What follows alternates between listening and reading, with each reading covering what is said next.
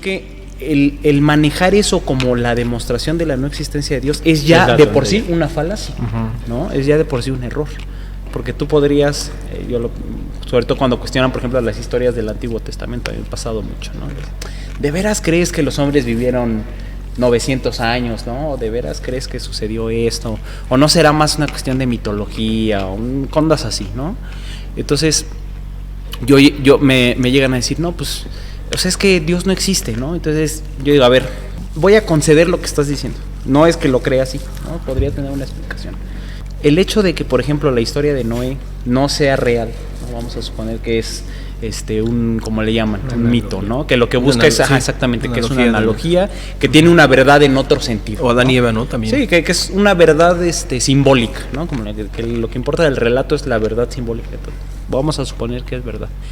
Ese hecho, ese mero hecho, tú no lo puedes usar como una prueba para demostrar que Dios no existe, ¿no? O que Dios no sea real.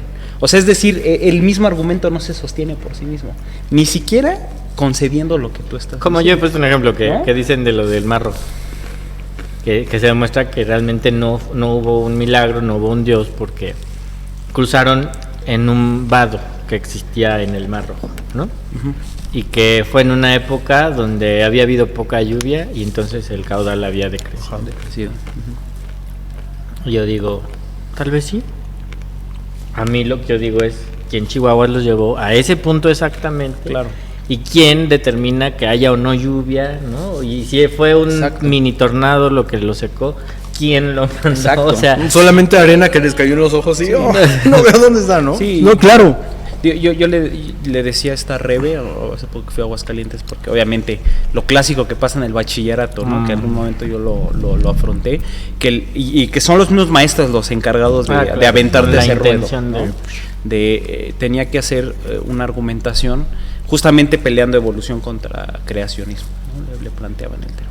Entonces yo lo que le decía es, mira, ya de inicio te puedo decir que es un falso dilema, ¿no? Claro. Y que yo mi argumentación la fundaría en eso. Es más, ni siquiera hablaría de si es plausible o no la evolución, ni siquiera es de meterse en eso, ¿no? La misma evolución como tal es un proceso muy inteligente, o sea, si fuera real es un proceso que sigue una que lo línea. Es en cierta manera, o sea, es obvio que sí hay cosas que han... Claro, que es lo que le llaman microevolución, ¿no? Que es la diferencia de macro y micro, ¿no? La macroevolución es el salto de especie a especie, exacto, y la microevolución es que la misma especie... O sea, como que es más bien una adaptación, ¿no? Sí, se adapta. Y eso es más sí está comprobado. Más que comprobado. Y que ves sabiduría divina. Claro, exacto, eso es lo que yo le digo.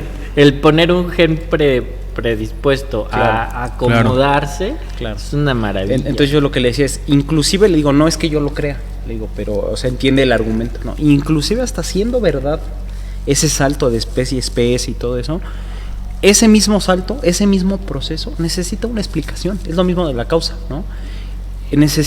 Trae presupuestos como el ADN, como el seguir una línea, por ejemplo, ¿no? Lo que decíamos del azar o de lo aleatorio, ¿no? El mismo nombre lo dice, es algo que no tiene orden. Entonces, como algo que no tiene orden, va a explicar algo o que sigue completamente un orden, ¿no? Porque esa es la idea de la evolución, todo un orden que va complejizándose, ¿no? Entonces le digo, realmente lo que yo veo es completamente un falso dilema. A lo mejor sí está creyendo que tienes que tomar una postura o tienes que tomar la otra como si fueran antagonistas. Digo, yo no creo como tal en la evolución, hablando de la macroevolución, digo, pero en realidad de inicio ya es un mal planteamiento el que te están proponiendo, ¿no? Entonces yo preguntaría así como el Noah, ¿no? Entonces, ¿y quién explica la evolución, ¿no? Y digo, la respuesta a la que siempre vas a llegar al final, siempre son dos posturas de fe, ¿no? Que es la nada y el azar, o Dios, ¿no? Pero al final de cuentas ya ahí es una cuestión de lo que platicamos el otro día, ¿no? Sigue siendo una cuestión de fe y yo prefiero creer, ¿no? Y es más razonable. Ahora tiene todo el sentido. Claro, es más razonable creer que justamente lo que estás viendo te está demostrando esa perfección, ¿no? De la obra que hay en Dios. Al menos en la magia hay un mago detrás del conejo que aparece detrás del sombrero. Pero creer que no hay ni siquiera eso. Exactamente. Sí, pero creer que no hay nada controlando eso es más fantasioso todavía que la misma magia. No hay nada controlándolo y además pasa con un orden muy específico, muy programado y muy perfecto.